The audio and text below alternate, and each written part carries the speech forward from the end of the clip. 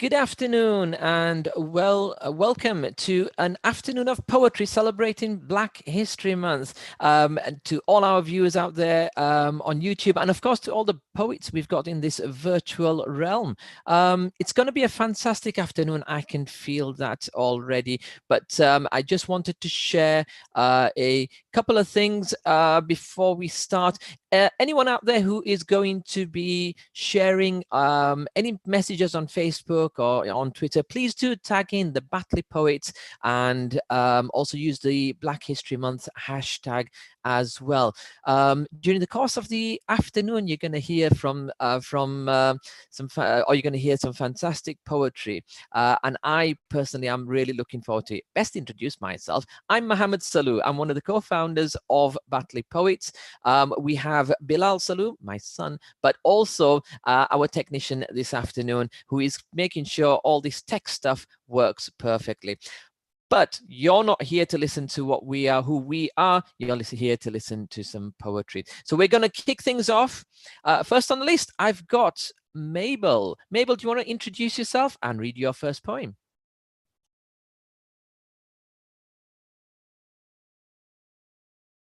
Hi everyone.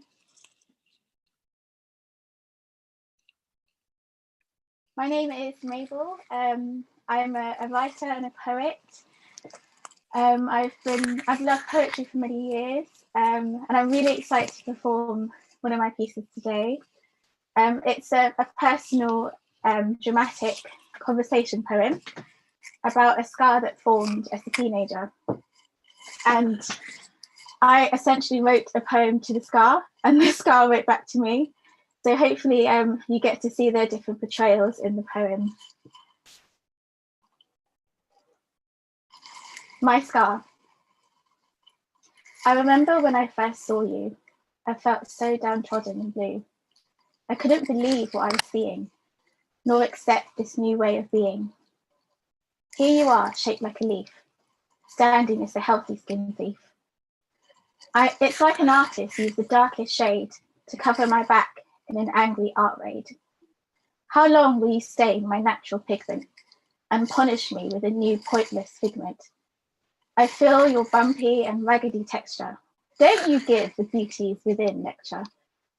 Because of you, bikinis are no longer for me, or sunbathing backless by the crystal sea. I hate you for the fear you always bring, of being intimate or having my own offspring. I bet you couldn't care. I never burned my skin, but you are putting my mind in an awful tailspin.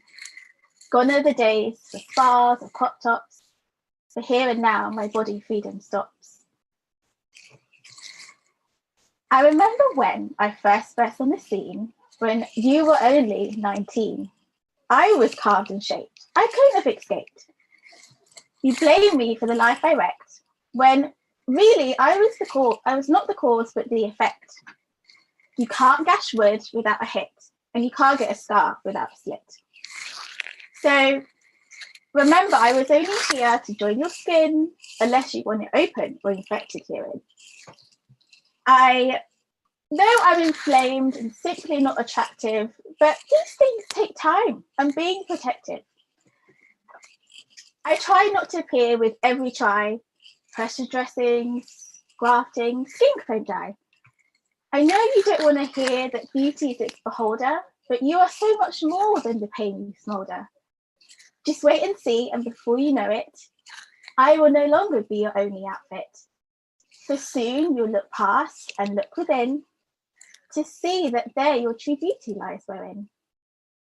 Why do you think fate put me here in your back? So you could press forward and follow a new track. I don't want friendship, just understanding. A new custom-made official rebranding. I hope to be more than just your hurtful scar, but that gave you the strength to be who you really are. The end. Thank you.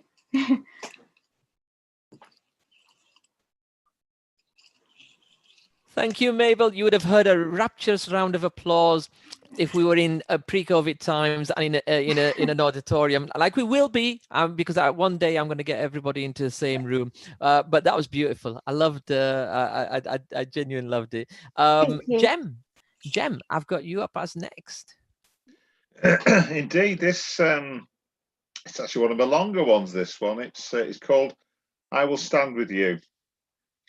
At the Lincoln Memorial, Martin Luther King wrote lyrics to an anthem we all should proudly sing. It's our character that counts, not the colour of our skin. We just recognise that all society wins. In the struggle for equality, know this to be true. We all stand together, and I will stand with you. Islamophobia is surely fueled by our own Prime Minister, mocking traditional dress in words both crass and sinister. Innocent worshippers killed at the holiest times, justified as revenge for another's terrorist crimes. Whatever the scripture you believe to be true, Assalamu alaikum, I will stand with you. There's always tasks we can perform and those we are unable. Don't concentrate on difference, ask what we bring to the table. We're all atypical, really, in realms both physical and mental. Get to know our abilities, try not to be judgmental. I won't ask another what they can and cannot do. I'll speak to you directly, and I will stand with you. I don't understand this prurience about another's sexuality. What we get up to in our bedrooms is a mere technicality. What counts is speaking kindly and being gentle with each other, or respecting the choice of those who may not wish to take a lover. Whether you're adventurous, celibate, or just can't wait to say I do, I'll offer my best wishes and I will stand with you. Lions led by donkeys was heard a century ago, and still we lay wreaths to Barber's adagio. The flower of our nation's youth cut down in their prime, while their officers drank cognac, far from shell and grime. In peacetime, the minimum wage keeps its distinction true. Resist, join a union, and I will stand with you. Thank you.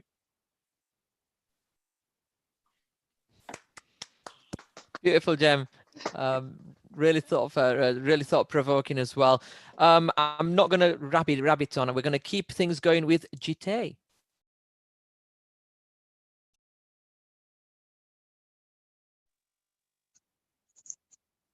Enough is enough. Enough is enough. It's hard. Reliving those racism memories, being told time and time again, we are just pulling that racism card. They treat us like we are not even human beings with hearts that should be free to rise up along with humanity. Often we are pushed so far down, treated as the unknown, as if we are some sort of clown. We pretend we don't care, pretend there is no effect, when it's plain as day that it's just not fair. But in reality, actually, racism and all its cruel reminders are everywhere. It's not easy, we can't leave, and never ends well when time and time again we can't breathe. But enough is enough. Not staying silent no more. It's time to break down that glass ceiling, see, and kick down the door. Who's coming along? You're either in or out, with me or without.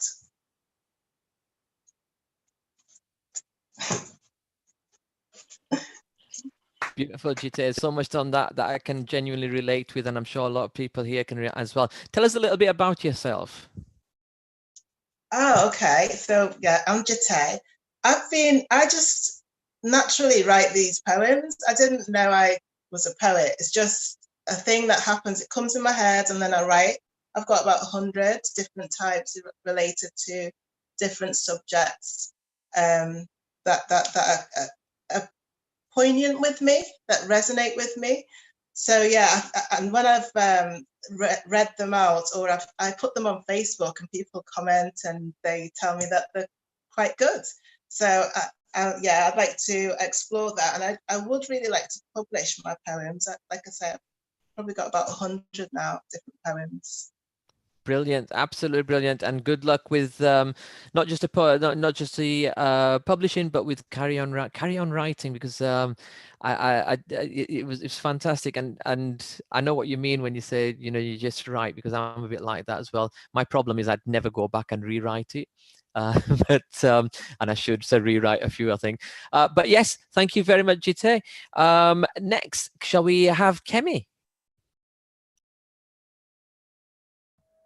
Hello. I wasn't sure which poem to do, but I hope you don't mind. But I think I'm going to do one with an Irish flavour, and also it's related to a scar as well, like Mabel's one. And so this is a few stories put together about identity. So it's called Afro-Celt. European as well as African heritage, dark shade commonly taken for granted, but voice undulating like the River Lee, soft brown eyes and foxy locks, the beauty of soil and sand exude. In a temperate climate, heat came to define you. Unrelenting temperature devastated protective exterior, the pressure forming cultural affiliation. Once rejected by both communities, anomaly to all defining categories. Yes, simultaneously known as rebel seed and diaspora spawn.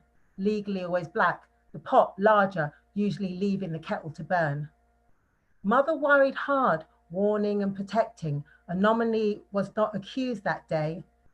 Anomaly was not excused that day. It was black that was accused. Your life did not matter, just the pride of the Garda.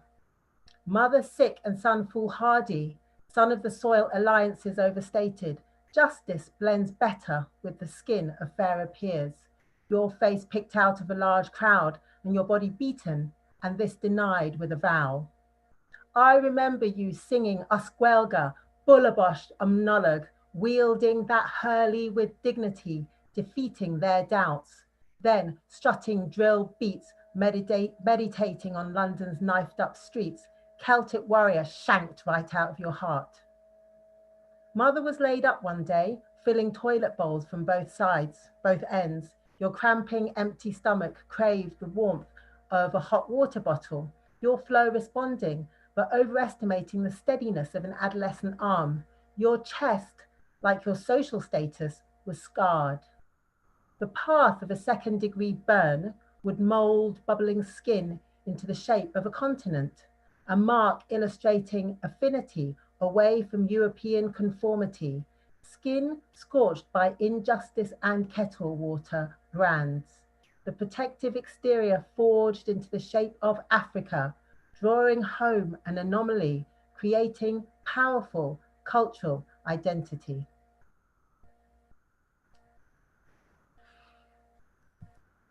Beautiful. Love that. I've got next on my list, John. Hi. This one I done for International Women's Day, because at the end of the day, women are the center of the universe, and they are the world, in my opinion. Anyway, here goes. So it's called Woman. I celebrated thee. You were birthed by Mother Earth to show the world a love, compassion, and humanity. Given those around you a sense of direction, vision, and clarity. The minute a child touches your reassuring hands, your presence, your essence, sprinkled like magic all around the world, from the third world to the first, I'll always put you first.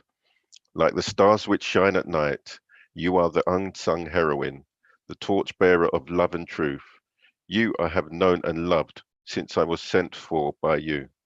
A comforter and protector in the toughest of times. Soft, silent are your tears, like the falling rain, which adorn your beautiful face. Though you never give up, neither do you give in. You'll find a way to ensure a better day and a better life for you and yours endures. Of this I'm always assured. Woman, you are a creation, a one-off and original mold, the Almighty cast with his hands. You are perfection, your love more precious than hidden gems which are discovered in foreign lands.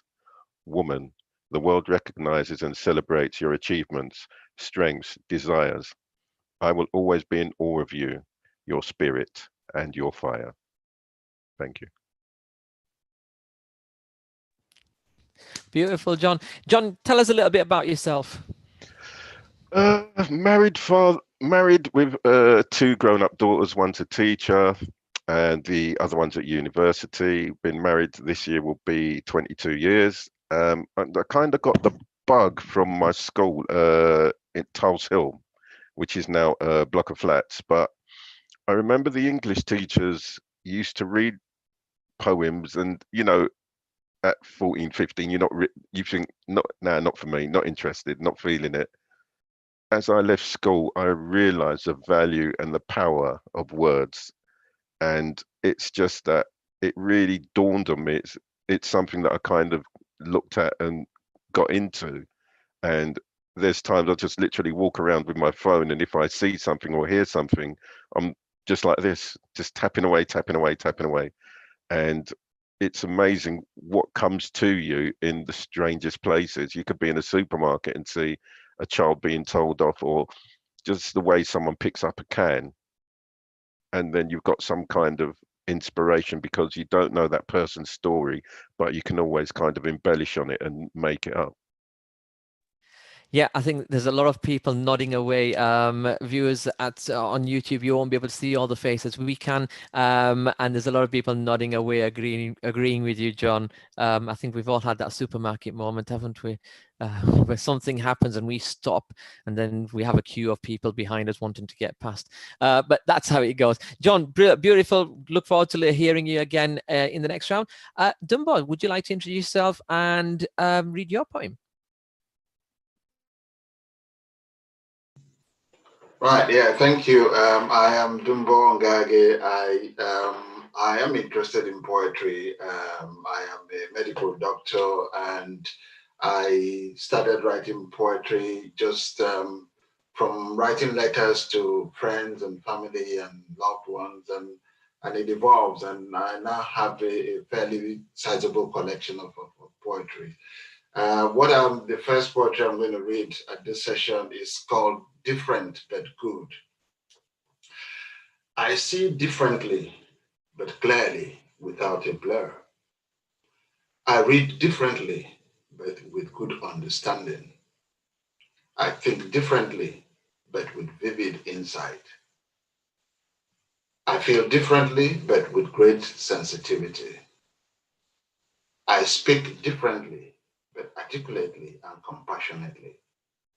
I act differently, but with thoughtfulness and consideration. And yes, I look different, yet just as recognizable as you. This difference is the diversity that completes and enriches us all. Thank you. Dumbo, that was beautiful. I'm really enjoying today. I knew I've got to let you all into a secret. I woke up at 4 o'clock in the morning thinking I was late for this session, and I was really kicking myself. And then I realized that I was still in bed. It was 4 o'clock in the morning. So I'm genuinely being excited by this. Dumbo, tell us a little bit more about your background. I'm originally from Nigeria, where I trained, and I came to the UK. I'm actually a cardiac surgeon in the UK. I am the leader of the BAME network in my trust. So I have passion for equality, and I think this comes through in the things that I do as well. And I do have some also personal stories, and I hear a lot of stories that makes me, I can relate to as well. So it is. I think words are powerful, and just like John said, sometimes you listen to stories, you hear or see something, and you just start writing. And even though I have a full collection of poems, I have a full collection of uncompleted poems, because you start off and you haven't finished, and you think you'll come back to it, and yet you haven't had time to come back to. Yeah, absolutely. I'm with you there. I've got about 5 books that are on the go at the moment, and yeah, I've had them on the go for about 5 years now. So I'll eventually, I've finished 2 now, so we'll see. Right. Okay. Next, moving on, we've got Faiza. Would you like to tell us about a little bit about you? And oh, Faiza, have we lost Faiza there?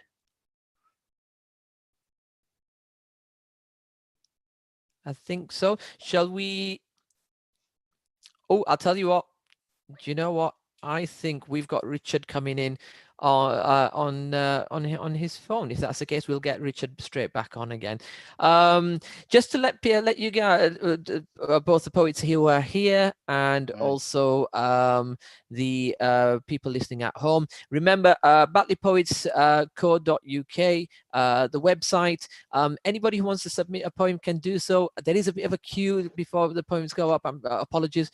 We've got quite a lot of poets and poems on there, and I will tell you more about that. But we have joining us live from his somewhere is Richard. Richard, would you like to tell us a bit about you and also share a poem? Greetings, one and all. Can you hear me live and clear? Wonderful. Well, my name's Richard Stevens, and I've been writing poetry since the age of 9, primary school days, where learning to read and write was a joy, and particularly so with the backdrop of poetry. I'm actually, funny enough, I'm an outreach worker currently, 2020, and in this COVID situation environment, it's an interesting time. I'm amongst some greenery here. I'm with a service user actually, and I've just excused myself for 5 minutes, donning my mask, as you see. And I would like to contribute to this outstanding Black History Month celebration, courtesy of Batley Poets, with one of hopefully 3 poems, if my service user allows me and permits me.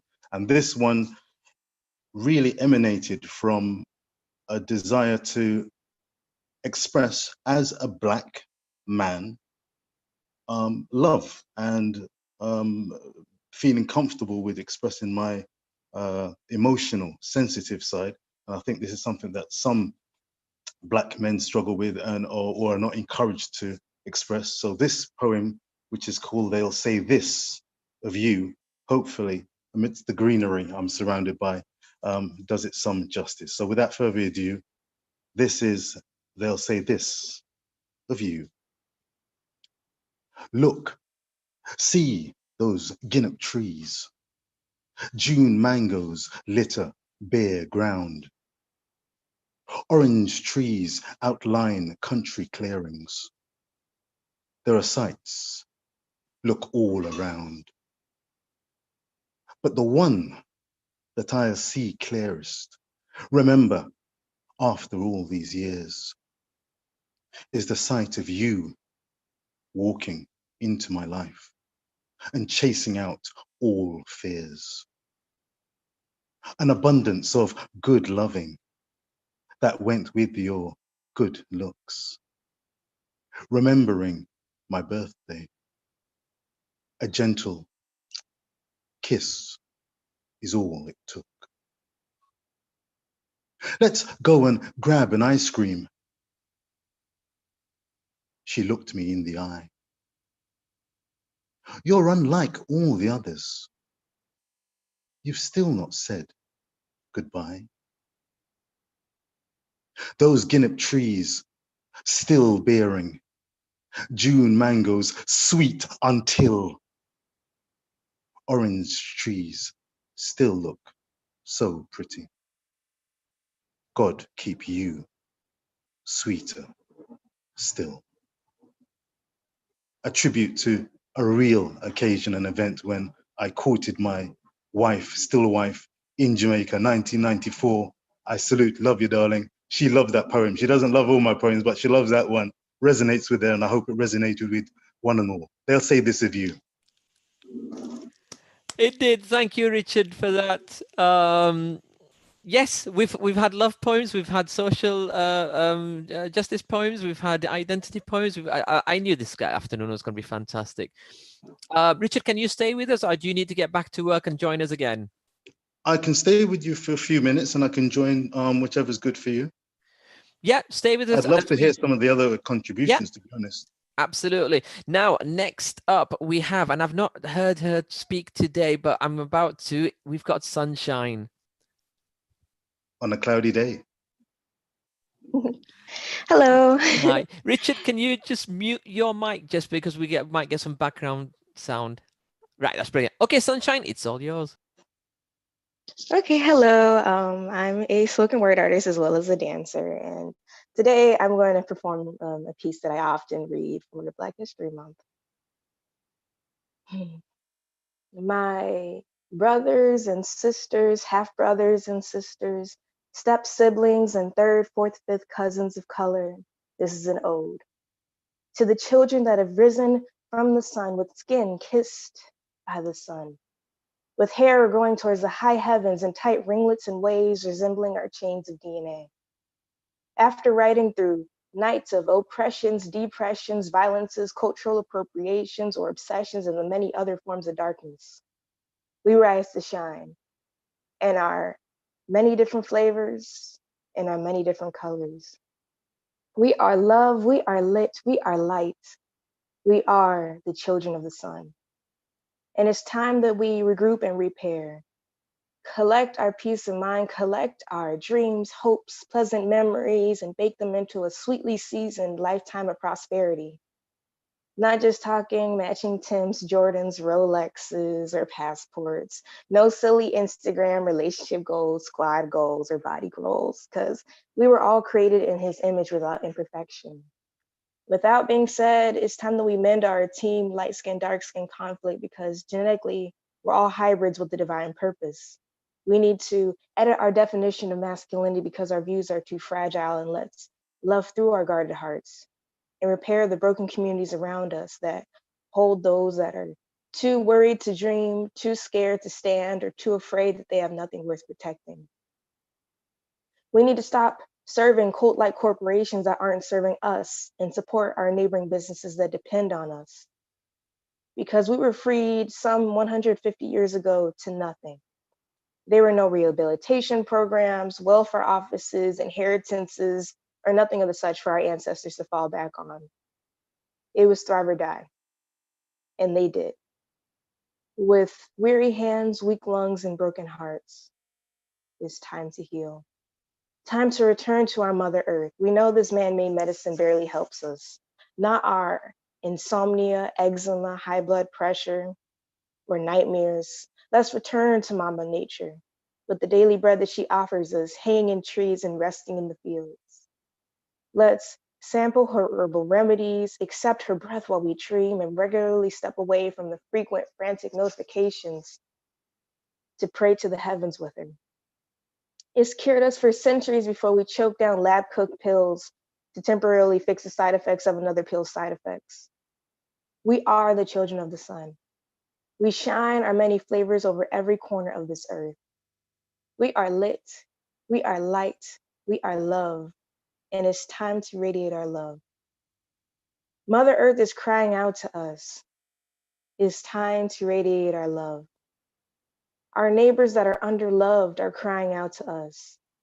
It's time we radiate our love. Brothers and sisters, it's time for us to radiate our love. Thank you. Beautiful, Sunshine. Do you want to share a little bit about you? Okay, so yeah, I'm a dancer and poet. Yeah, you probably can hear from the accent, I'm from the Midwest. Yeah, Midwest America. Yeah, I've been writing poetry for some years now, and I'm currently working on music. I have some music out now that's currently on Spotify, SoundCloud, all that good stuff. And I'm working on an album soon too, and it's going to be basically just spoken word with instrumentals with me as well. Oh, that's brilliant. And again, I'm looking forward to everybody reading again. I know Faiza was going to be that we were trying to get her on, but I think she's got some technical difficulties. Bilal, I don't know if yeah, because I can't see on my screen. Is that right? Right. So okay. So I'm going to share a poem. And then I'll tell you a little bit about the Batley Poets. I was actually going to share this one today, but Jite, your poem touched on this, and I thought, you know what, I'm going to read it. It's called Washed, and I think it will be self-explanatory as I read through it. So it's called Washed. Was it really racism? Maybe you were mistaken. It was probably just banter, a little fun, that's all.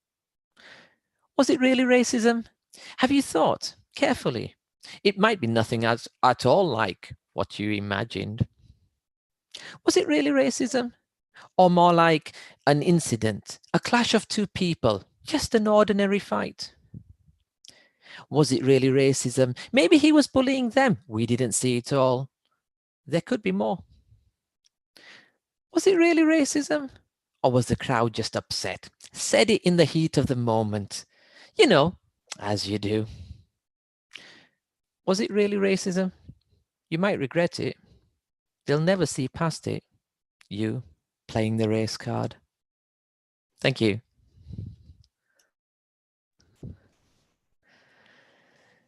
Thank you. Right. Okay. So a little bit about the history of Batley Poets. We started life in technically in 2012. At that time, not the Batley Poets, but a good friend of mine called Mark Griffin, who's also a Batley lad, originally from Nottingham, but we allow anyone in these. So he and I. So he arranged the poetry session in 2012 at Batley Library during the Batley Festival. I actually missed that one. I joined the next one in 2013. And that was the first time I had read poetry to an audience since I started writing when I was in my teens, I think about 13, around that sort of age. That's when I started writing. I've written consistently. I've got sports bags full of poems. Just to share something, I studied at Huddersfield Technical College. It's about 10 miles away from where I live. And I used to write in the canteen on napkins. I used to write on the back of cigarette packets because I was a smoker at the time. I wrote on anything that I could find, and I genuinely mean, and I've got all that for my children's inheritance up in the attic. One day it will be worth as much as it is now, which is nothing. So all that is there. But in any case, 2013 was the time when I first actually read to an audience. And I was inspired by, I got a double round of applause. One for reading the poem, getting through it, because I was sweating. And about 3/4 way down the poem, I thought, why did I write such a long poem? But as you do. So, but quite a few people were very, very polite, very nice about it, and encouraged me. And I remember for the rest of the day, I just had this buzz. 2014, Bilal, who's my son, who's organized this entire event, including all the technical side and everything. He read for the first time. He made his debut as a poet. And whilst putting the chairs away, myself and Mark Griffin looked at each other and said, you know, we've got to take this to the next level. So we decided that we were going to turn it into something. So we came up with Batley Poets. And we felt it felt right, and we went with that. And then 2017, Bilal came up, because we did a couple of sessions here and there, but because we're doing that as volunteers, it was always a bit difficult. 2017, Bilal turns around and says, I want to make a website. Myself and Mark, of course, you know, as you do with children, say, okay, go on then, do it. And he did, and that website now hosts over 60 poets who have submitted their poetry, all unsigned, unknown, all relatively unknown poets, all local poets. And in fact, actually, they're from all over the country. I think we've got some from outside of the country as well on there. There's about 250 plus poems on there, Bilal, something like that, I think. Yep, he's nodding. So what I always say is I want Batley Poets to be a platform for bedroom poets to share their poetry, whether that's in front of an audience in the reference room of a local library, whether that's via the website, and for people to be able to submit their poems through there, and for that to be shared through social media and onto a wider audience, or whether it's through virtual events like this. The whole idea is, and I've always believed, that there are so many poets out there who write and those poems remain in their bedrooms, like mine did until I was 42. I want people to have the opportunity to get those poems to a wider audience and for that to be enjoyed. So that's my little thing about Batley Poets. I genuinely adore Batley Poets because the amount of poets that we've come across, Jem will know, we've made some fantastic friends. I've made new friends today again, and I am so looking forward to the day everyone who's performed with us, we all get together in the same room, because I think we're going to have to hire a stadium because there are that many people who have performed or sent poems to us. So looking really, really forward to that. I can't remember what order we started in, but I'll try my best to try and recall. But this is now round 2. This is a serious one. This is the one where you win the caravan. Shall we start with Mabel again? Thank you. So my second poem is, it's entitled This Is Me. And it's really just a poem about me as a Black woman, and kind of my quirks and my personality, and how, you know, we all have different sides to us. So yeah, hope you enjoy it. This is me. I was born in bustling high-rise Camden. Apparently, birth and health weren't in tandem. My mother insisted I have a Christian name. My skin is like 10 blackheads aflame. My hair is silky, but used to be afro. My eyes are kind and don't give aggro. My physical peculiarity is quite unforeseen. The best thing about me is I'm ever keen. The worst is I'm seen as the alternative. I describe my fashion as casual, conservative. My hobbies are many, tennis of course. I love fresh pasta with rich tomato sauce. I couldn't give a crap about gossip and fame. The colour I like is light blue, I proclaim. I don't like arrogance or potty mouth. I laugh hard and my head droops south. I see the world in yellow and green, but I'll change my look back to being 14. If there's a confrontation, I shudder and I hide. The part of me I conceal is my damaging pride. Thank you.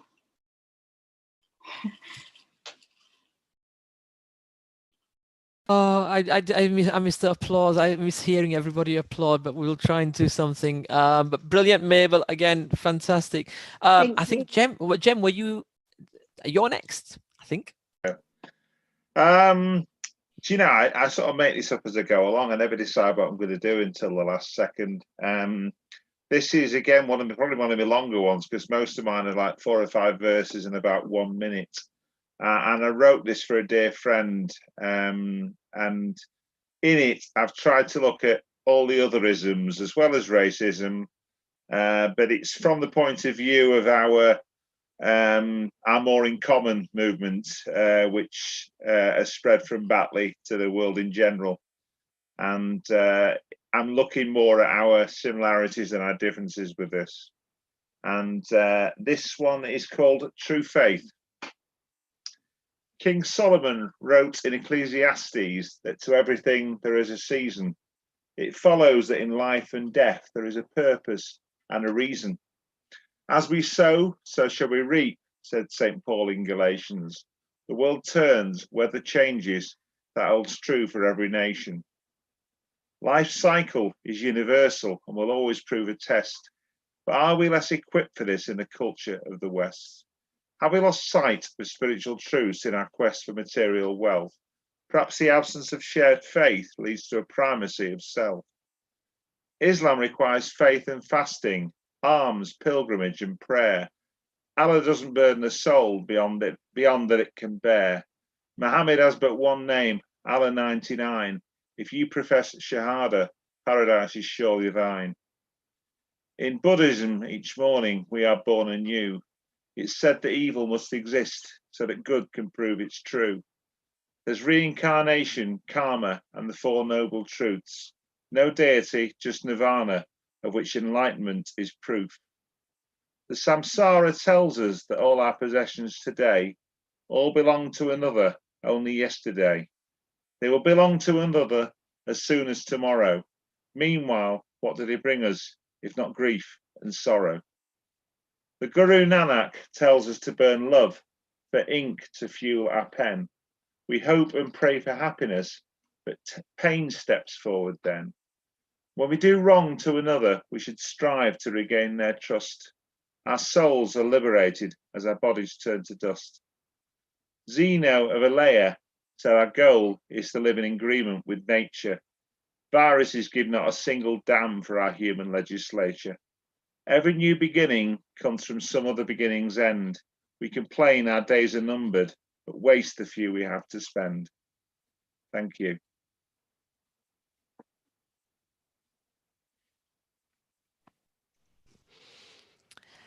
Brilliant, Jem. You know, oh, Jite, I believe it's you.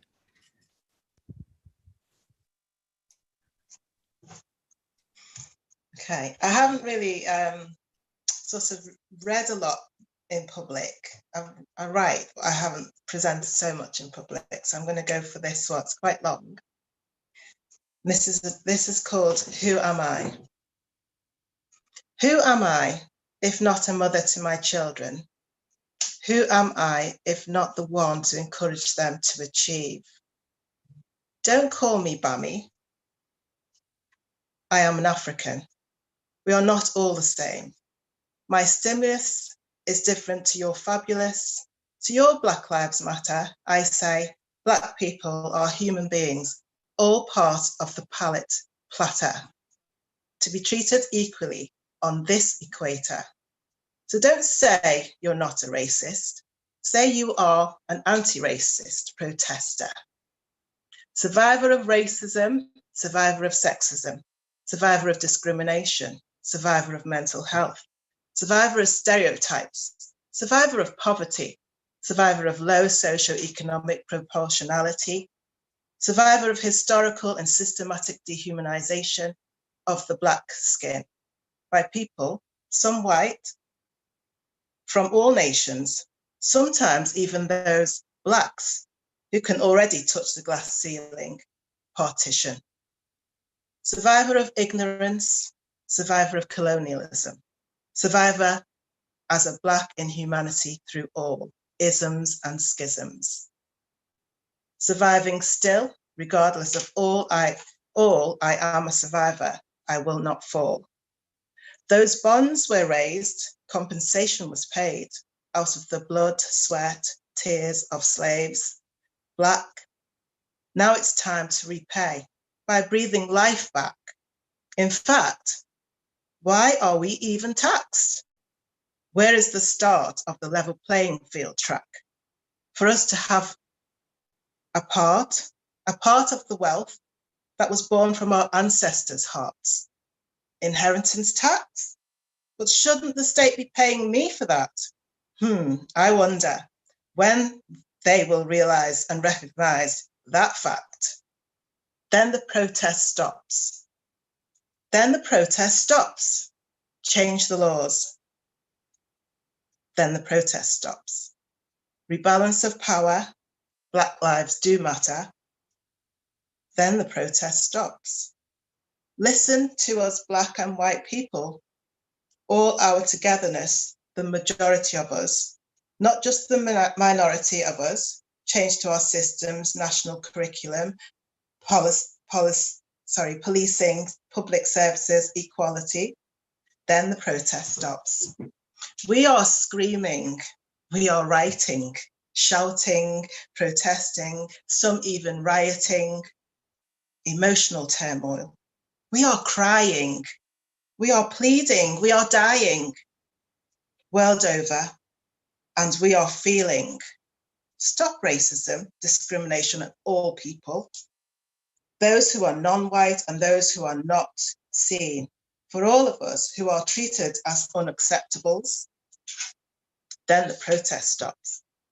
Yes, we worry about COVID-19, But we're in constant worry, it seems, day after day, of a systematic virus, the continuous spread of racism across the global scene.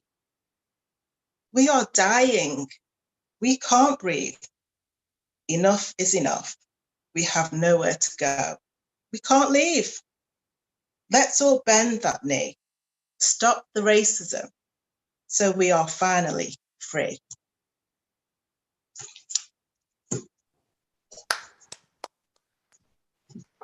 I can't believe you've not read publicly. I genuinely can't. I think that was massively powerful. I don't analyze anyone else's poetry. I genuinely don't. But it was massively powerful. I'm not going to analyze it. Okay, next we've got Kemi. You've got something to follow there, Kemi.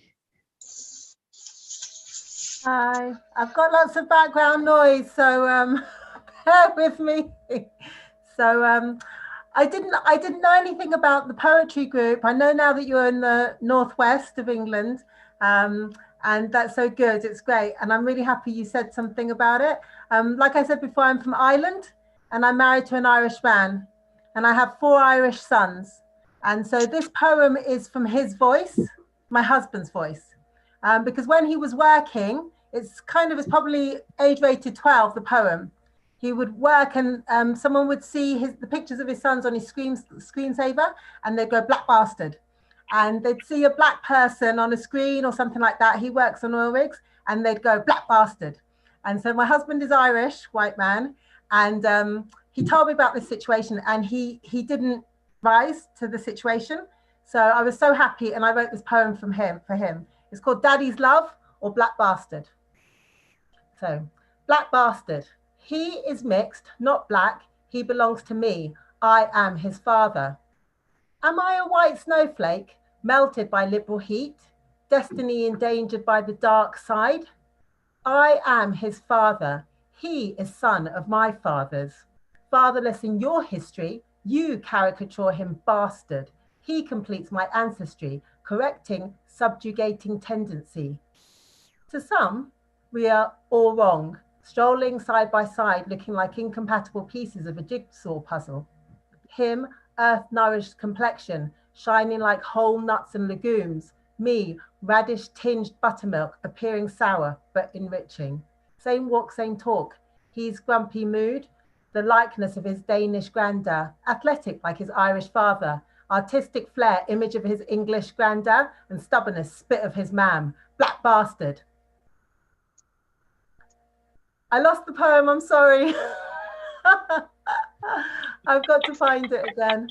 Sorry, I've lost the poem. I just need to find it on my phone. I've got the poem, sorry. Black bastard, insult, upholding imperialistic traditions, rape the land, rape the women, plunder the wealth, disown the spawn. Black bastard, black like your fears, possibilities darkened by ignorant animosity. Black like your limited sight, blinded to the inevitable abundance of pigmentation. Black like your limited rule, true light continues to disperse a dim rain. Black bastard, black in political solidarity, black with a spirit of triumph and endurance, black with mad creativity, black with intellectual complexity. Black bastard, bastard to your just judgments, bastard to your expectation, bastard to your taunting, bastard to colonial traditions, my black bastard, heir of love and diversity.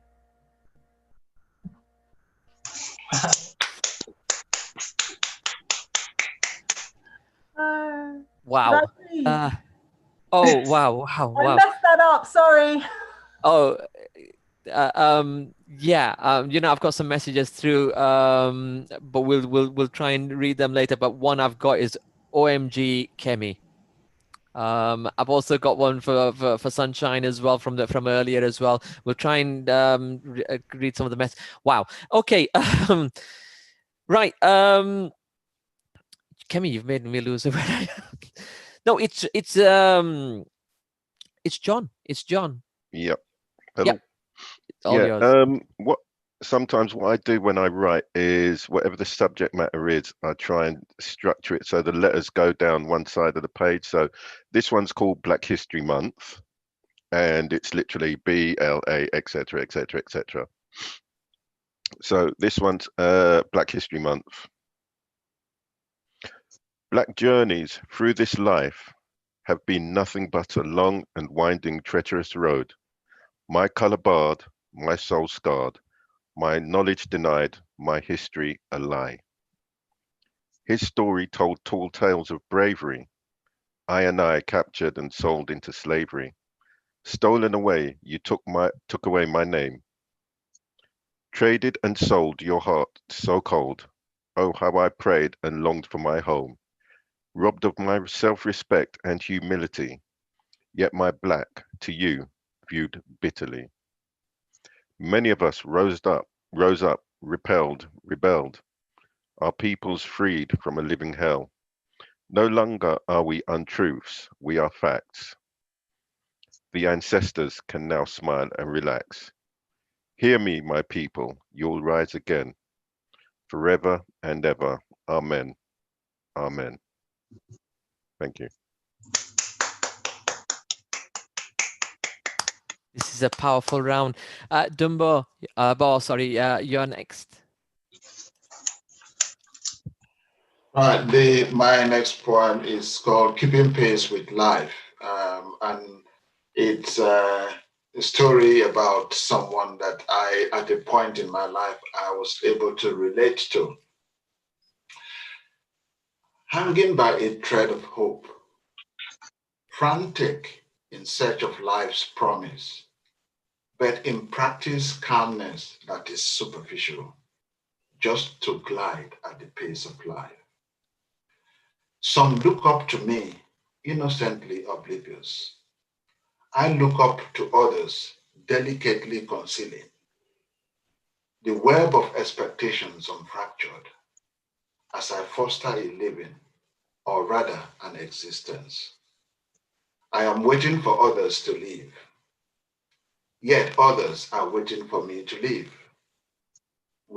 This intricate intertwine of living, we seem unable to escape if we must keep pace with life.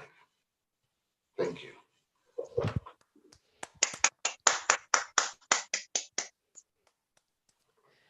Thank you, Dumbo. I was looking for Richard, but I think Richard has got to go back to work. If Richard's employers will just please give him a little bit of time so he can join us, I'd be very appreciative of that. But no, he's doing a fantastic job, and one of the key workers that we've got, and it's terrific that we've had him. When we get him back on again, we'll give him a couple of poems to read. Bilal, messages that have come in so far. Do you want to read some of the messages out, please?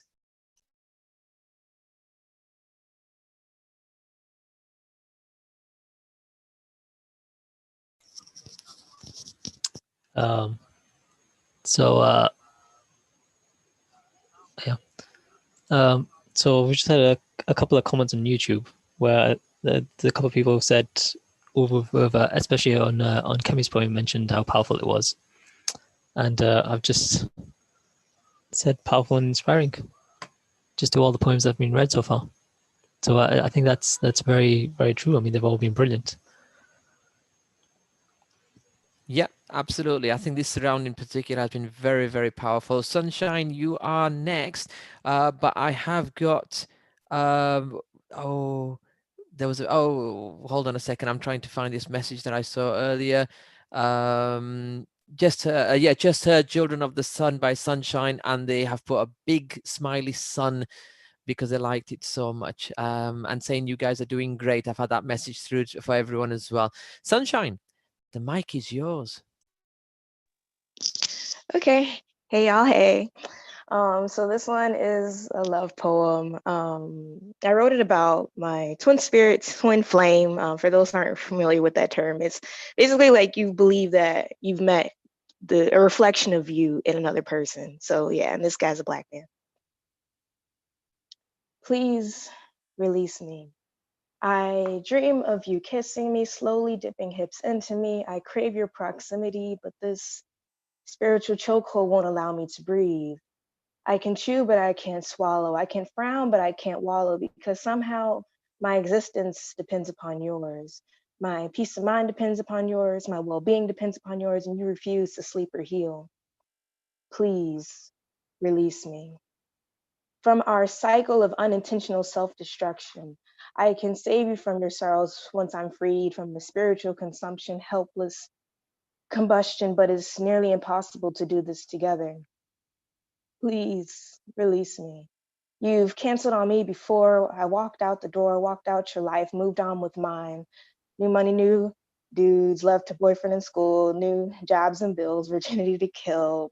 Man, like I moved on and you resurface.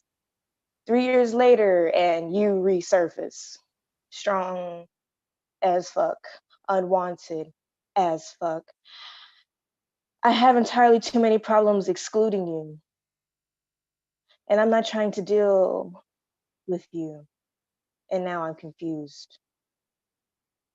I know you love me, so please stop pushing me away. I know you love me, so please stop pushing me away. I know you love me, so please stop pushing me away. So please stop pushing me away. So please just stop.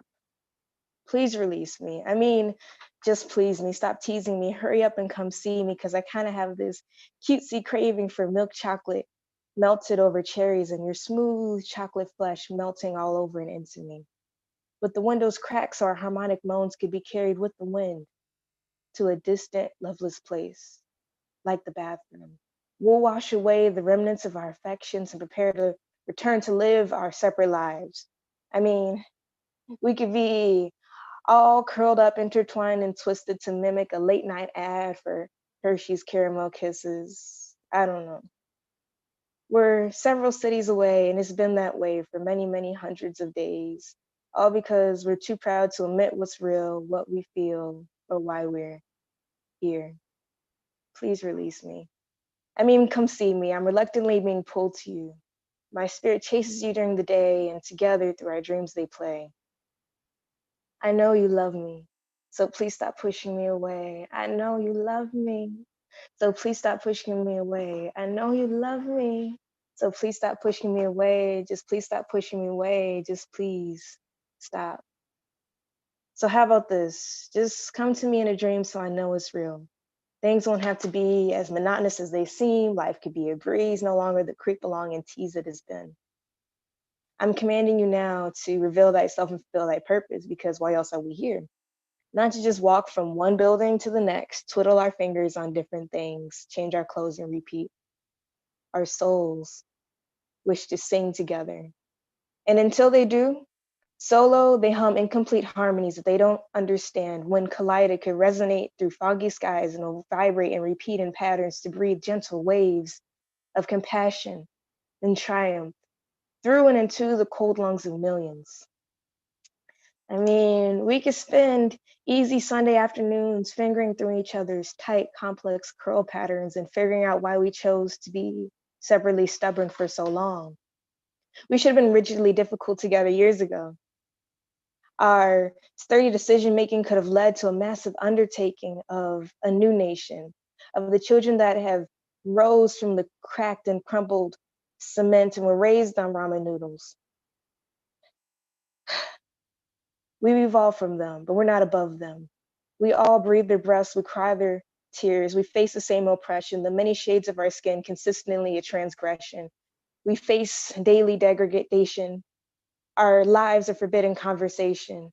And we can chant all night that they tried to bury us alive, but didn't realize that we were seeds, but we need to act. We can nourish our distant siblings with love, building until they discover their true identities as kings, queens, prophets, warriors, healers, teachers, and as lovers. Sun-kissed prince, we've hidden from the light long enough. It's time to return. At first, we may burn from being accustomed to busy living in cold shadows, but in time we'll glisten and glow, and if the masses listen, we'll show how they can bring their inner radiance out. And when they do, with joy, they'll scream and shout, jump and fly with their belly buttons lifted up and pointed about. Can you feel the brand new day? Can you smell it? Can you hear it winking at you from behind a distant cloud? Well, if you're ready, it's coming to you. with me. Thank you. Beautiful. Really enjoyed that. I think a lot of people enjoyed it. I'm really, yeah. I mean, I lose myself when poets are reading. But every so often, I kind of like look at all the other pictures and see how attentive everyone is. Believe me, Sunshine, everyone is attentive. Richard, my friend, it's over Yes, to can you you. hear me? Yes, yes. Okay, great listening. You must be having a whale of a time, Mohammed. These are creme de la creme. This is food for the soul, for real. Wow. Oh, my second piece, it's in tribute and recognition of the likes of George Floyd, a individual yet symptomatic of hundreds of thousands of black brothers and black sisters, wars in Syria and Yemen. This is called Trust the Water. I'm going to trust the water. I'm going to trust the water once more. You cannot stop the slaughter, just evening up the score. You cannot stop the beating, unfailing injustice. But, I say, when rain falls, it just is. The land belonged to one people. Hostile blizzards, political misdeeds. History is scarce written in one day, but on decades, so many feed. From lies to double standards, half-truths of petty thieves, the politics of envy. Rain washes trampled dreams. Thank you.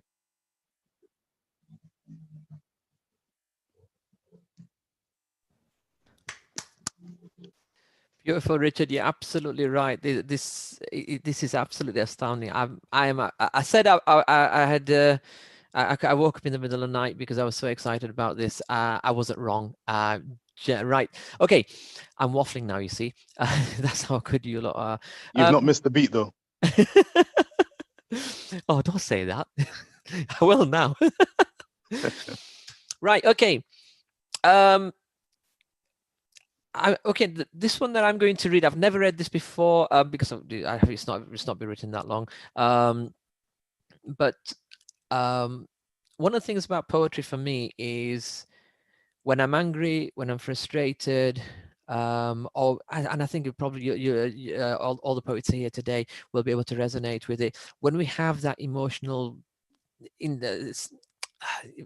when we have that emotion inside us and we need to let it out somehow, whether that's an anger or a love, we resort to poetry.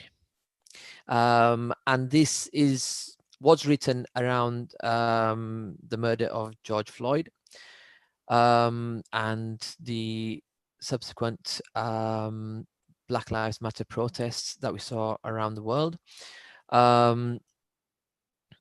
And I titled it "I Can't Breathe," and I hope you enjoy it. Well, I can't breathe. Watching the breaking story falling from the newsreader's lips, video emerges of a police officer, his knee on the throat of George Floyd, identified by his race with cameras in place, life leaving him recorded in digital, his plea unheard. And I can't breathe. Watching the latest horror unfold, circulated across social media, a world in shock again from another incident of blue on black, not a crime or murder, but an incident, no arrest of the accused, but Bickett's pile on truth, discoloring the reality, the racial profiling. And I can't breathe. Watching protests around the world, but the newsreader is wrong when he says it's for one man, forgetting those already passed into history's pages since ages, to store and ignore instead of change to stop the killing. And I can't breathe since watching the guilty freed, though the camera caught them beating Rodney King when I was a teen. I couldn't believe what I had seen. Stephen Lawrence's injustice walked free, brutality and the profiling institutionalized, giving words to what we've known. And I can't breathe as more and more incidents on camera, Black people killed, gunned down. When we said Black Lives Matter, the bigots react to defend their way, their racism. By accusing our plea, defending the murderer, filmed in color. How can this be? They don't see what the world sees. The riots break out. The news changes sight to a new spotlight. The killing foregone in delays to build ways for masses to stray from the reasons why we couldn't breathe. The silence is deafening, and I can't breathe. Knowing the child, the mother, will not hear their voices again, but watch over in memory their plea for help before the ruthless hate that took away their loved one because they didn't matter. Blown away before a child because they didn't matter. Shot in the back because they didn't matter. Held in a strangle because they didn't matter. His throat under a knee because they didn't matter. The recorded plea, I can't breathe, but they didn't matter. That's why we cry, Black Lives Matter. That's why, that is why. Thank you. Thank you. Yes, that has been a very, very powerful session, about powerful round. I think we've had everyone read the second one. Is that right? If not, just put your hand up if I've missed you out by any chance. Right. Okay. So we're going to go into a little bit of a comfort break. I think I need it as much as anyone else. And we will be back in about, shall we say, 5 minutes? Thereabouts. Okay. So viewers at home, don't tune off. More to come.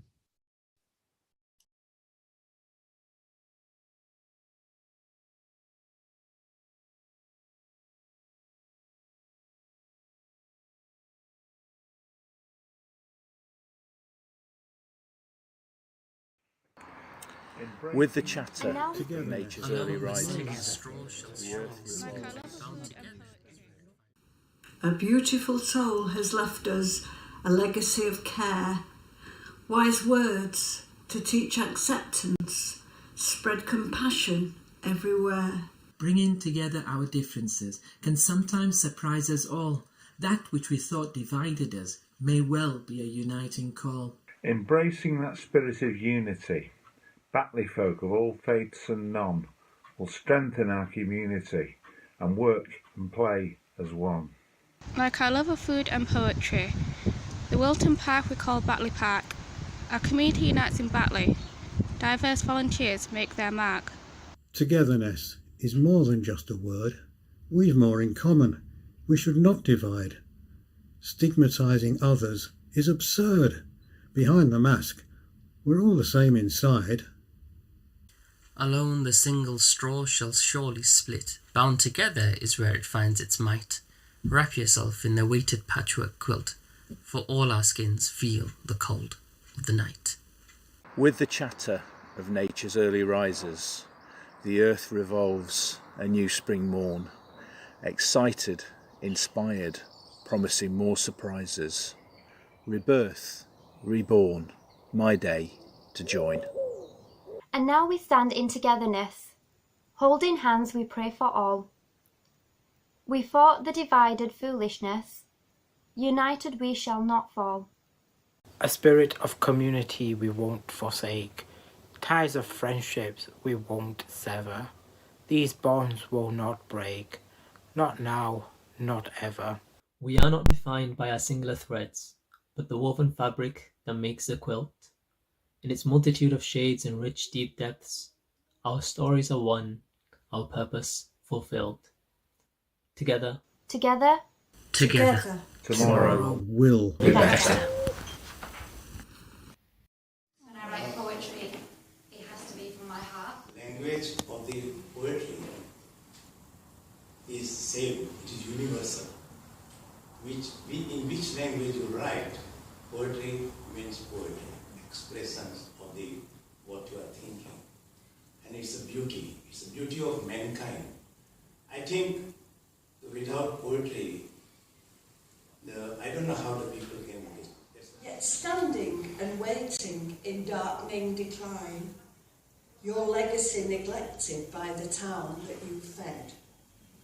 You still hold the spirit of loss and dark grief of children who laboured and ailed. Jamse महफिल हजी पन्ना में ना होइशू चा हमारो नाम वलाई तो कहवाई ना ओत बढ़ती जेम छे आपरा सबन तो पन हवे जो लागनी चलकाई तो कहवाई ना. A future to look to, a future we trust, where backing our town will remain a must. So thrive, Batley thrive, spread the word far and wide, that Batley's diversity fills us with pride. We can't stop thinking about it all, to dissect or not by giving someone a call, or to forget about it and move on instead. Read a book, sleep, anything to get it out of your head. Defeated now, we are awaiting John the plumber. Shan't be long, he shouts into his mobile. What's gone wrong? It's washing all the time, it just won't spin, I say. I'm on my way, he says. I've just a few small jobs to do, not far from where you live. What he says next makes me say something blue. It's all right, love. I'll bring a massive sieve. Let you into a little secret. I do like to write poetry myself. पतन ना मार्ग ने पण लोग समझे उन्नति जेवो पतन ना मार्ग ने पण लोग समझे उन्नति जेवो न जाण्यु जे हतु तेने हवे तो जाणवानु छे. Many a path of destruction is considered as a progress by the people these days. Strange that people do not consider the way they follow are in ruin. Henceforward shall our time be plainly read. Down the nearby catch the twofold beat of those full-weighted moments overhead. And hark, the hour goes clanging down the street. To the open plain, how sweet at eventide. I am yesterday, but you are today. Yesterday was dark. Yesterday was nameless. Yesterday was soundless. Put yesterday aside. Oh, how your face became a blur, the more and more distant you were. Oh, how I tried so hard to remember your face, your smile, your laugh. Oh, how I sit in the corner of my room and cry. No sound, just tears. Poetry in all its forms, whether it's writing music or rap or just words plucked out of the air, we know that that connects us to another side of humanity. And I absolutely love this group. What value can find the face of a child whose hunger once met is followed by a smile? Let us shed what was, right off whose fault. Instead, let's gather and fill that vault. Let's pile it high till the doors won't shut and help to end this common day rut.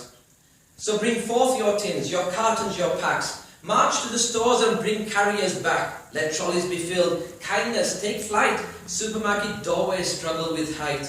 In closing, I add, to the food bank few, Batley is proud to stand by.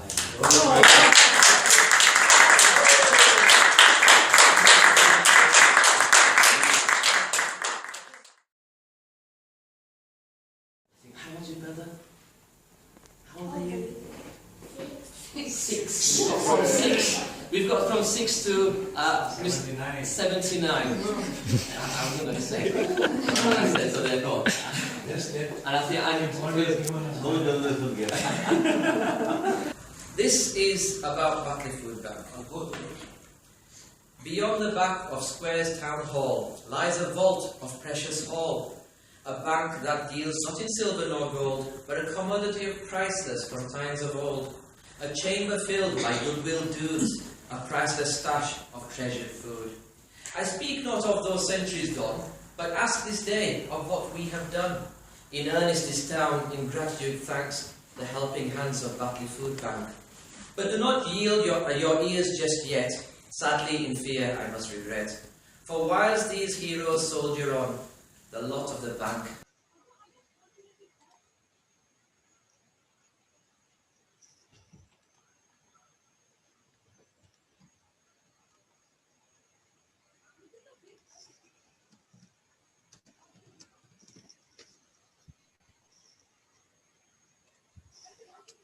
Oops. You can read it? Right.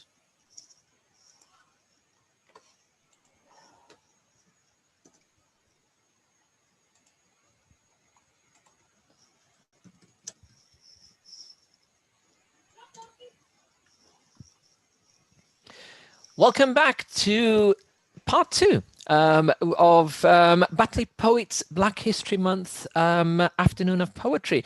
You will have agreed that it's absolutely been fantastic. Some of the messages, I was just having a quick read on YouTube. If I can find it again, we've been having a lot of love everywhere, to be honest with you. Where are we?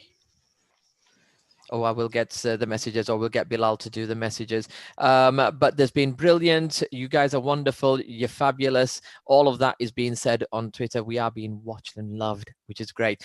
Now, I just wanted to share that next month, from the 8th of November to, I think it's the 15th of November, we have it's Interfaith Week here in the UK. And as part of that, the Batley Poets, we always have a session. Now, usually under normal circumstances, we would be in Batley Library in the reference room, usually with a lot of cake, a lot of tea, a lot of coffee, and as many other snacks that people can bring and I can enjoy.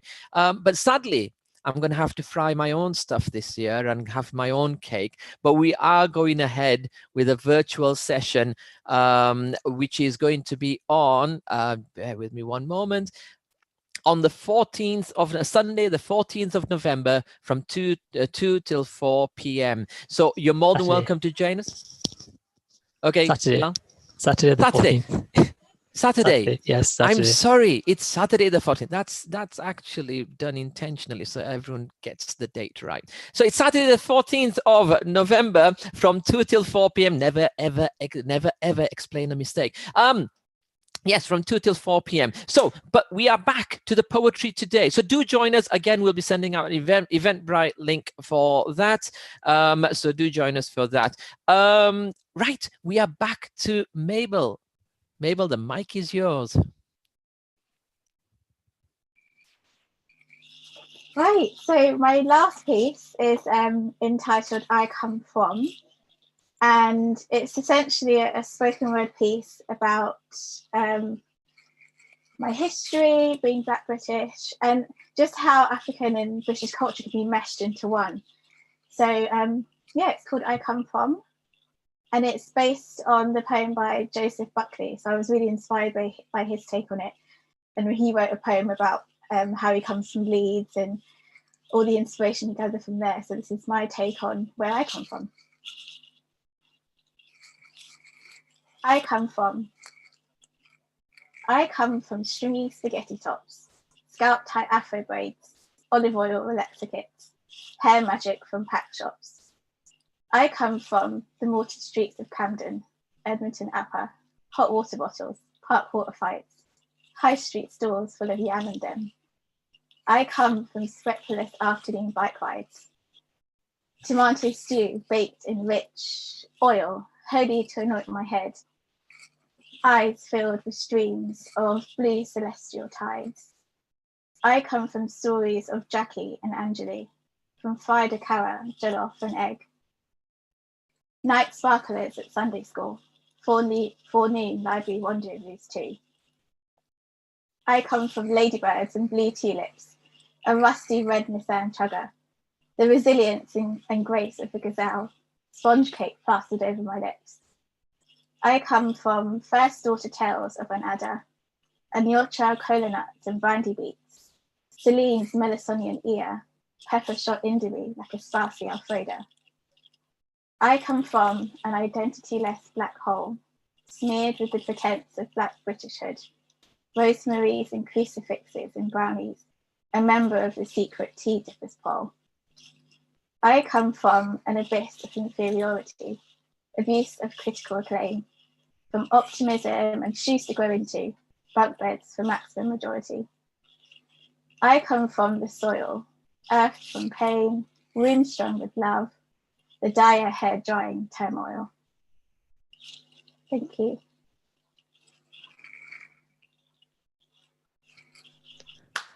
Beautiful again, Mabel. It's still very, very powerful poems that are coming out. Oh, next we have Jem.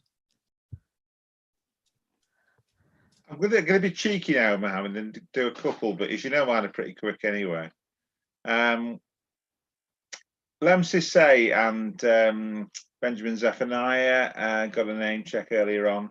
I'm a big fan of them and Lincoln Kwesi Johnson, but for me, the absolute gaffer of sort of the godfather of hip hop for me is Gil Scott Heron.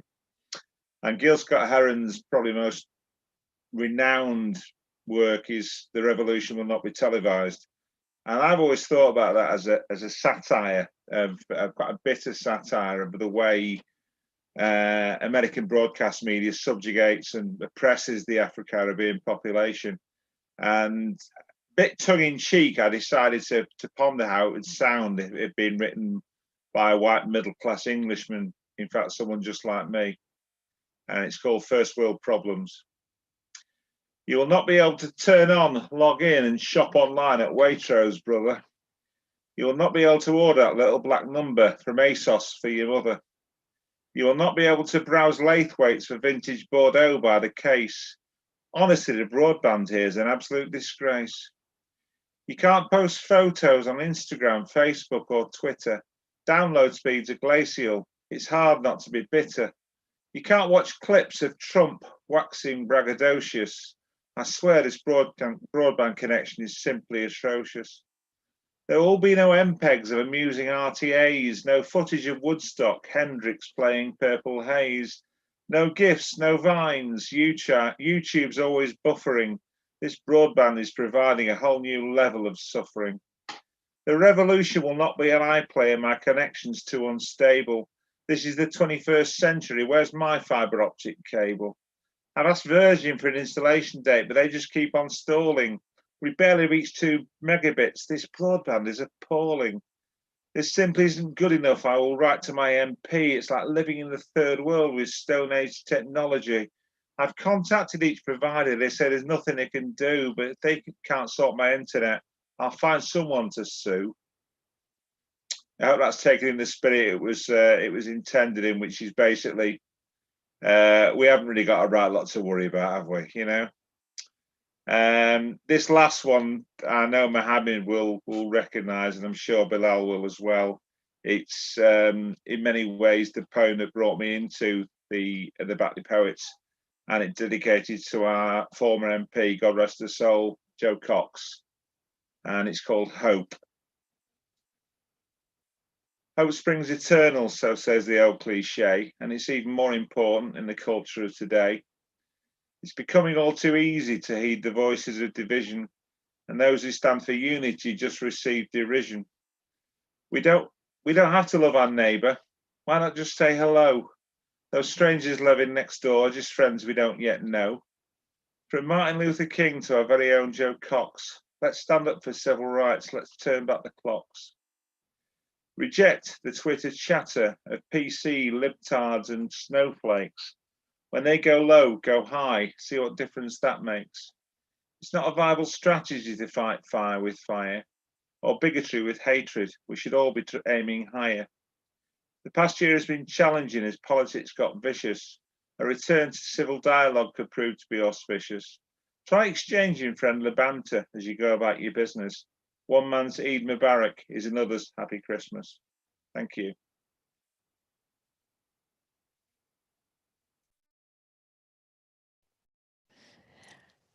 Brilliant, Jem. Just to let everybody know, Jem is also a stand-up comedian and a very, very funny gentleman. So I'm hoping you guys keep joining us for more sessions because we do have funny poems as well, but Jem really does have some fabulous ones. I can't wait to there's a few. There's the wow, what was the Julie Andrews one? Oh, favourite things. Yeah, favorite things. Yeah, that's a bit rude one. That one. Yes, we'll have to have a session after 9 o'clock one day. I will just say, if I can, Mohammed, my yep. My collection is out mid-November, yes. called "No Limericks Left in This Vehicle," and I will put up the link on the private messages, and at some point I'll hold up the artwork for the cover. So I'll do a bit of self-promotion, if I may. Yes, please do. Please do. Absolutely. And that goes for everybody. Anything you've got to plug at the end, what we'll do is we'll do a goodbye to every to the word to, well, I was going to say to the world. That doesn't sound right. We're going to say a goodbye, and at that point, everyone, you can plug whatever you want. Okay, next we've got Jite.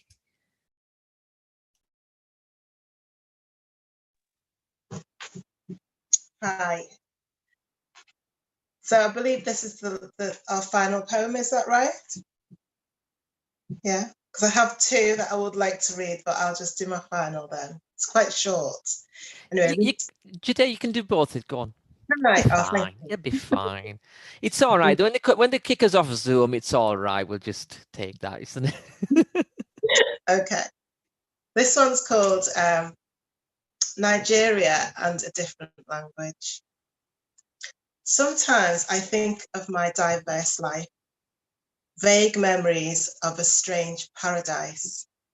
Nigeria as a small girl, cut up knees, oh, the pain, jumping through broken window frames, running free with adventure, wild with the other kids, although we were the ones back then classed as the privilege.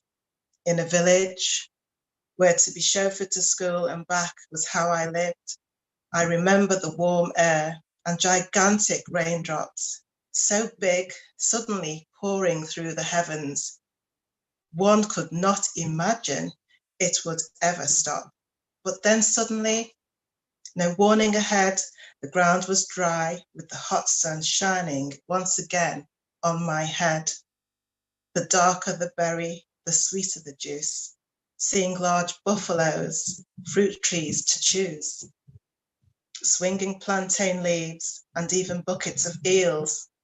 Yes, I often have those flashbacks to the land of sun, my memories of fun, where my life almost begun.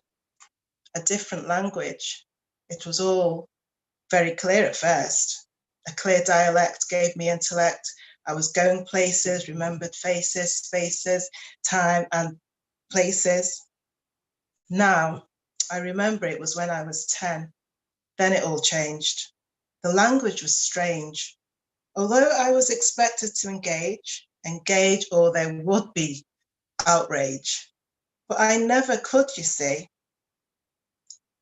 I tried and learned, but I never really would. I guessed and mimed and pretended I lied. Yes, I would say, I understood, but who would? It needs to be embedded so you could. Two cultures, worlds apart, both having my heart. Black British, they call me, originally from a faraway land, but still the girl next door, all at the same time. Still confused and misunderstood, trying to learn the language of the African hood. I have resided and accepted. This is me. Take it or leave it, the African and British me. That's the first one. And this one's called Pain of a Woman. Okay, it's quite short. The pain of a woman. The pain of a woman, always there, seldom shared, wonderfully cares, never stops, instrumental, riding high through the ages, progressively progressing at all stages. For all that's been achieved by lots and lots, more can and needs to be done to succeed. Equal pay, recognition, ability to rest impedes. Who rules the world? Beyonce says, girls. Girls who get awakened from head to toe, from young to old to know that staying on top takes strength, not woe. Soldiering on through life's ups and downs, protecting their young, continuing to wear their own crown, helping even when it seems wrong. The pain of a woman.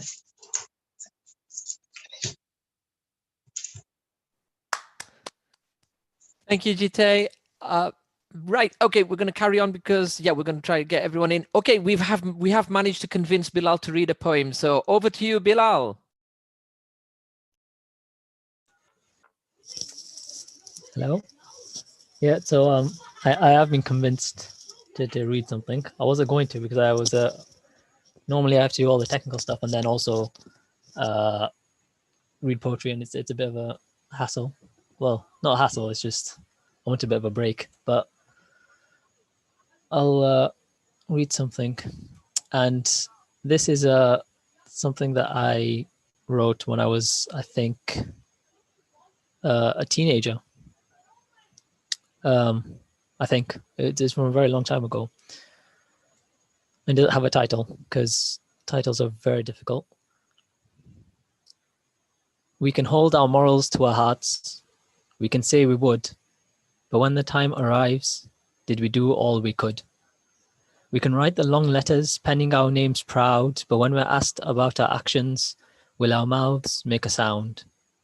We can speak the inspirational words to stir the people one and all, but when they seek our help, do we hear their desperate call? We can lead the revolutionary crowds, promoting our soul's cause, but when we leave streets empty, do we not just highlight our flaws?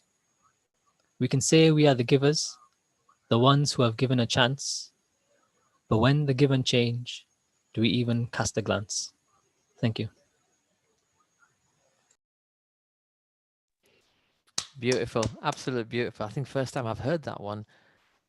Yeah, he's my son, but he doesn't. Yeah, yes, brilliant, beautiful. Next we have Kemi. Hello. There's a fashion to read too, so can I follow that fashion, please?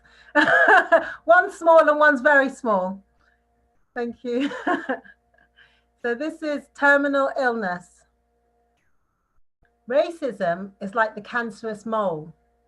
Familiarity birthmarks the blemish, disguising its sinister nature, apparently only appearing in one spot.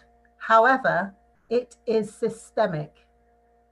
We continue to ignore skin-spoiling melanoma, refusing to recognize that, untreated, it will take an inevitable course.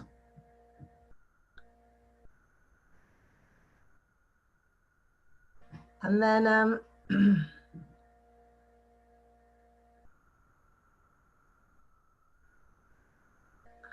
I've got one more. This is called, I'm not sure which one to read. I'll read this one home because I like this. It's not long. Overpopulated spaces with hard cases, fierce extremes are our normality. Disdain must be tickled into amiability. Home can be cold from stressed out competing. Home is hot water bottling where cozy comforts adorn. The everyday is warm and worn. Lonely, tearful floors gift fears and dreams, places to mourn, and giggles replenish on memory foam. Home is a safe chilling space. Though nerves learn how love is misshaped, young minds are carved through apologies and complex realities. Misery and mirth, mystery and clarity, legend and tragedy, sipped and swallowed down with supermalt, nibbled and digested with the help of chocolate chip biscuits.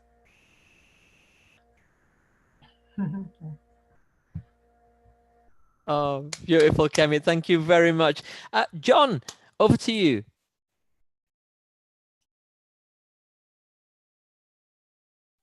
Hello again. This one is, oh, hello, sorry about that. This one is called In My Mind. And this was kind of, it was Mental Health Week last week, I believe. And I've known quite a few people that have gone through it. So here goes. In my mind. In order to face my daily demons, I lie rather than having to admit to myself, all is not well with my mental health. I try to hide my sadness behind a facade of a smile. My happiness is faked. Nothing is wrong. I'm okay, I say. Then you say, good morning. How do you do? Internally, I break, like shards of finest glass, into tiny pieces, because the words won't come out. They're trapped just as I am, without a plea. They won't set me free, won't let me alone, won't let me be. I try to communicate to you, but I'm trapped behind invisible mental bars. The force field of nothing to see holds me and binds me to mental emotional scars. I feel like a fool because inside my mind I'm crying, lying, I'm dying inside. Why do I feel like my world is coming to an end? As though I'm all alone, I'm all I've got. As if I have no one, not even a friend. I think to myself, Lord, I really cannot cope. Life has become too much to bear. Free me from this mental rope that binds my mind. Set me free like the snowman, so I can go walking in the air. Reality keeps creeping up on me, haunting me and my dreams, with a creepy soul-taking stealth. It tells me to come, but I run, far, far away to where, who knows. I just trod where my road of life goes. Each day is still a challenge, each day is still a fight. When daylight comes, I smile. I am blessed to have pushed away my demons for another day until they rear their ugly heads again at night.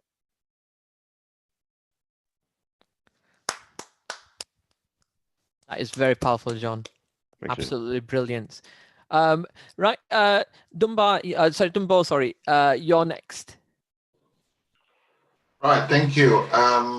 Do I follow the precedents of two short poems?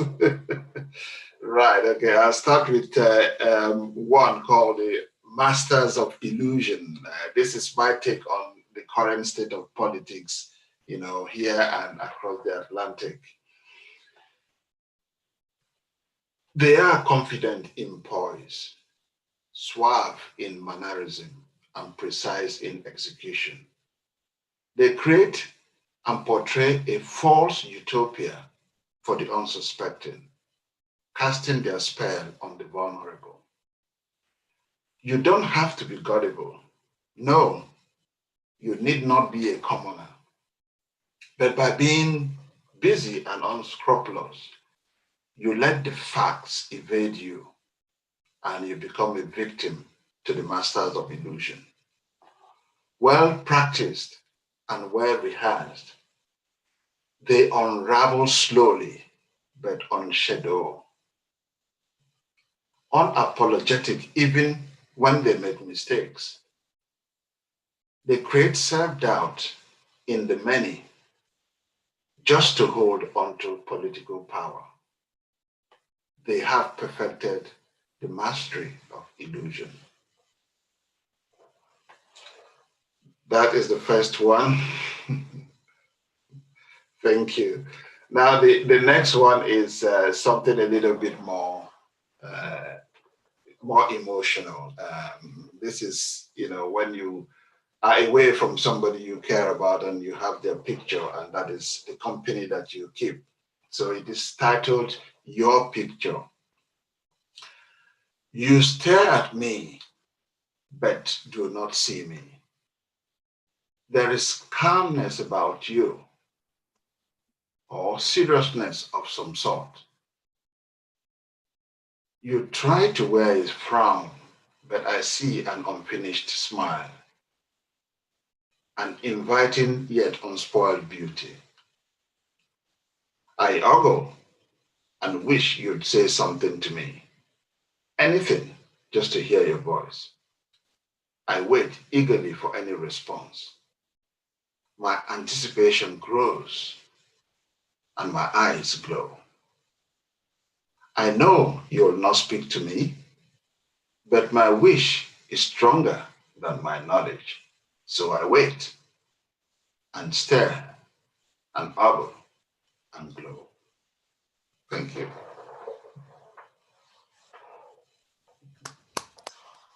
Thank you, Dumbo. Sorry. And next we have got Richard, who's back with us. Richard, do you want to read another poem?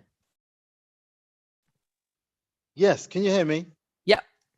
Okay. I've just been excused. My last one. Thanks again for a wonderful time. I look forward to seeing how this all pans out. My last one is with a one eye on the COVID situation and relationships that may well have suffered in these hard times. But where Black relationships are concerned, I'm imploring people, please hang together, stay strong. It's really important for relationships to be prepared to work through difficult periods at the best of times. And this is particularly so. Without further ado, this is called Braced.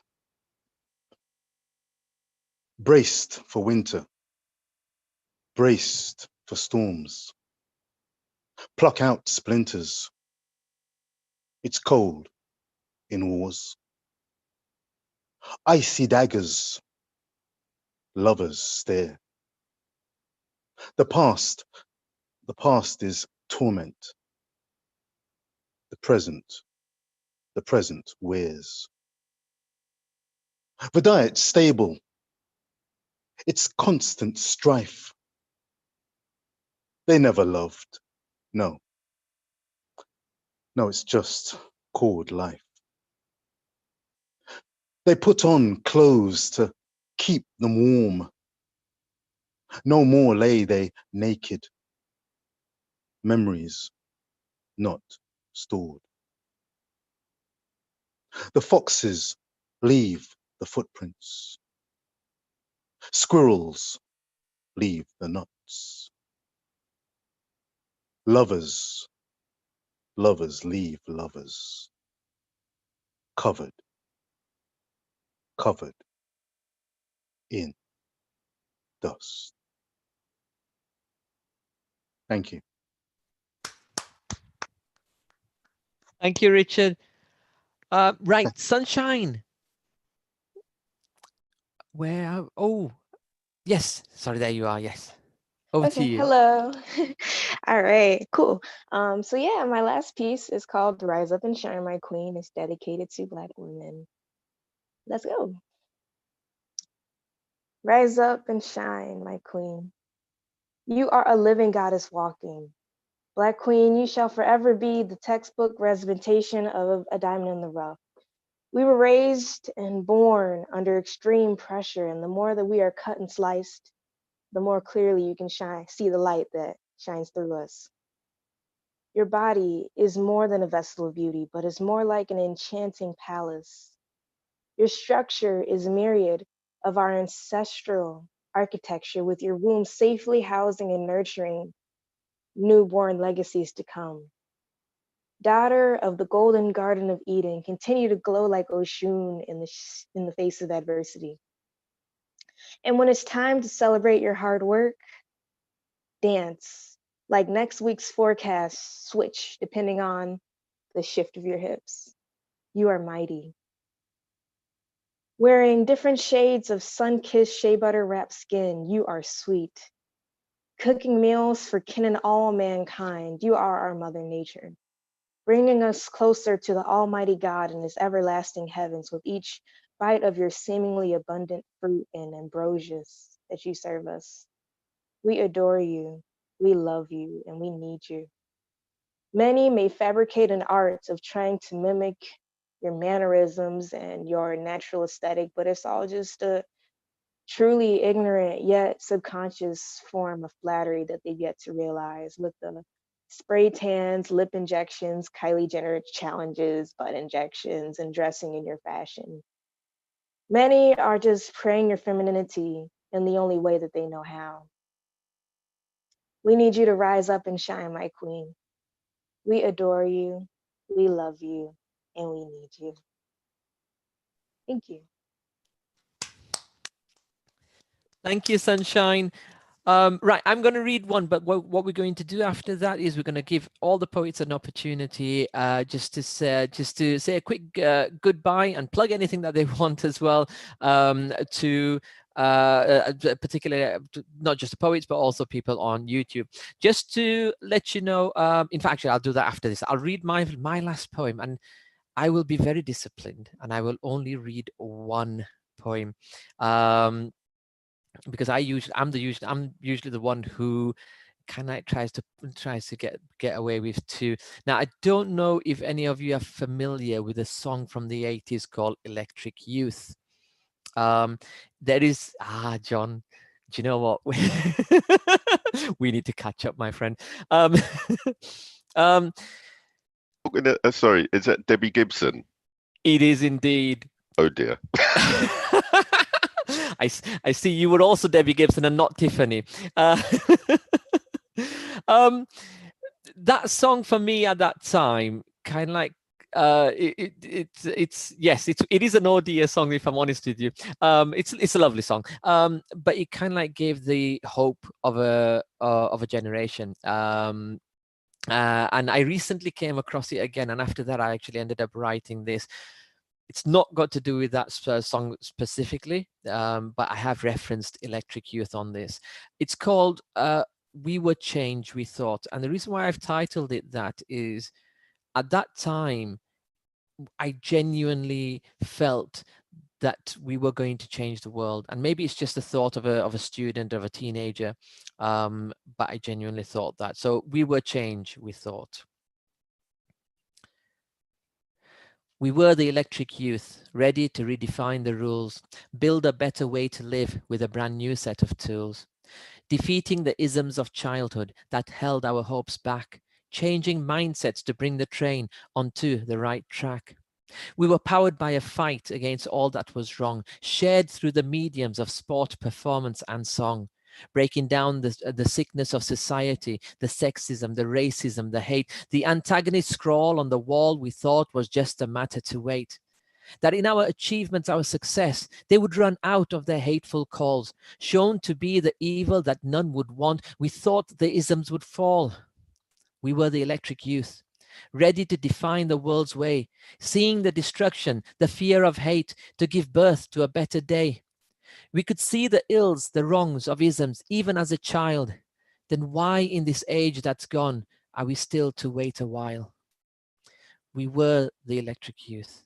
We did not achieve our aims. Pick up the baton, youth of today. Run to change this shame. Thank you. Thank you very much to everybody. Right, okay, we're going to go through all the poets. It has been a really, really powerful afternoon. I have absolutely adored listening to each and every one of you. There's no better way to spend a Sunday afternoon, if I'm absolutely honest. So, in order of appearance, if I get this right, Mabel, unmute and say a few words. Can I just say I've had the best afternoon. I've really enjoyed hearing everyone's poems. They've been absolutely brilliant. They've really moved me as well, and I've identified with each poem that's been read. So thank you for having me. I've really enjoyed it. So yeah, feel free to follow me on Medium. I post poems quite regularly, poems that I write normally about relationships and love and nature. There's a topic I tend to write about, identity, and I also have an Instagram page, so it's at Mabel Osajundu, where I share my writing. I'm on Facebook, I'm on Twitter as well, at Mabel Osajundu.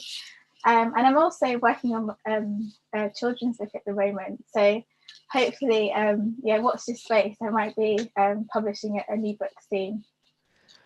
Brilliant, Mabel. We wish you the best of luck with that. And remember to follow Mabel. Right, Jem. Yeah, along with the social media stuff, I'm Jem Stewart on Facebook, Stuart, which is the name I write and perform under. On Twitter, it's Jem the Lyrical Gangster, which is Helmut Hall. At Helmut Hall, you'll find me on. But I actually have the artwork for my collection in front of me, so I'll show that to the camera. And this is available mid-November on hard copy only at this point. But here's the cover. Probably can't fit it all in. No limericks left in this vehicle, with my little doggy at the bottom having a pee up the back of a white transit van. £5 a copy. jem.tovey@gmail.com. If you want a copy, we'll sort it out, and I'll even sign it for you guys. Okay, thanks ever so much. It's flown by. Had a lovely time. Thanks for having me. Thank you. Brilliant, Jem. That's Jem's debut book. Make sure everybody on YouTube, go out and buy it. The guy deserves to be read. Believe me.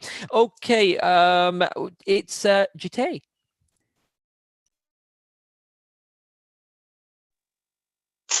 Well, I can't really plug myself at all because this is like one of the first sort of engagements I've done around reading my poems out to an audience or to others. I would appreciate reading just one last one, which would just really tie up what I'm trying to say in relation to what I want to say now. And it's just called We're All in It Together, and 2020. And it's the whole world is sick, battles have begun, but this time not with a gun. This time it's biological warfare where we all have to be stronger than ever. Let's not be scared. It's a race in time for humankind, which we all have to achieve line in line. Who could have believed it that bit by bit we have broken down to this? It seems insane. We're all in it together. We will rise up and survive to live with each other, touching hands again, showing kindness and love and understanding that's needed more now than ever. We can do this. We can do this well. Learn new skills for a new world order.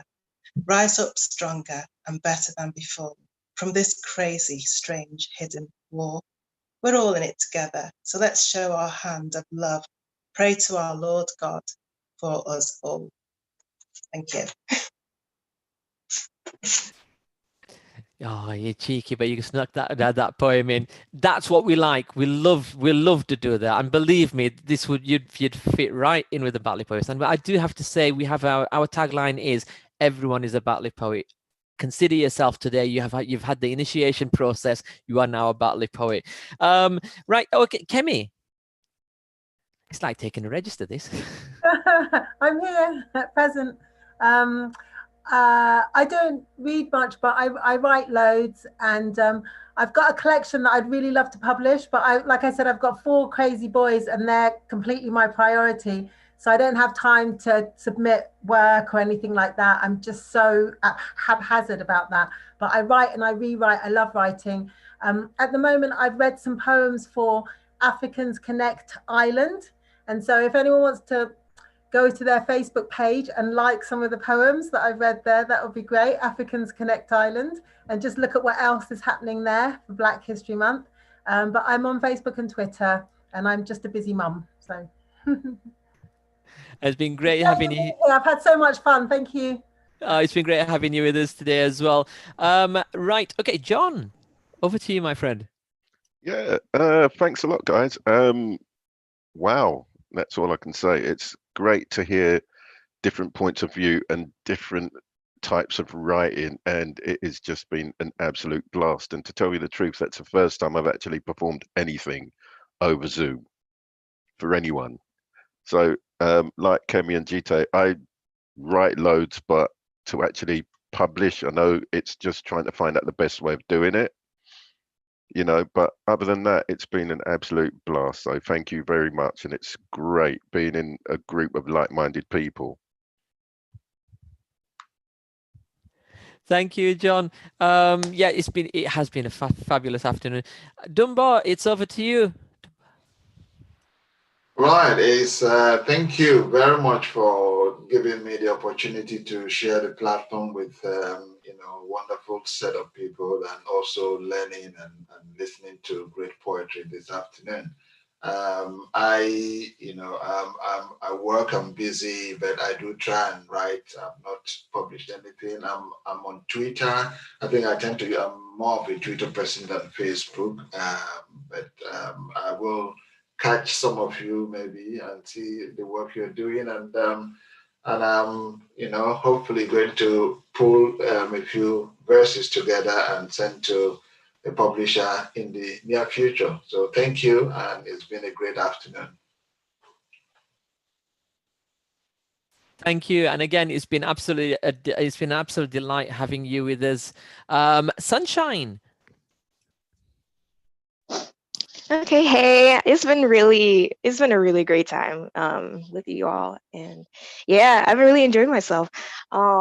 Anyhow, so yeah, I have my first single is out on all streaming platforms, and I also have some of my other poetry on YouTube. I guess. Did I mute myself? Okay, I think I'm back. Okay, cool. Yeah. You can find me on my website, which is Sunshine, and then my last name, Lombre. And I'm also on Instagram at Lady Lombre. Thank you. Thank you so much. I know Richard is working as well today. I'm really pleased that he managed to share his poetry with us this afternoon as well. And I really do I hope to see him again. And if he comes up, we'll give him a chance to say goodbye as well. But Bilal. I mean, all I really have to say is the poetry has been brilliant. I mean, it's been amazing.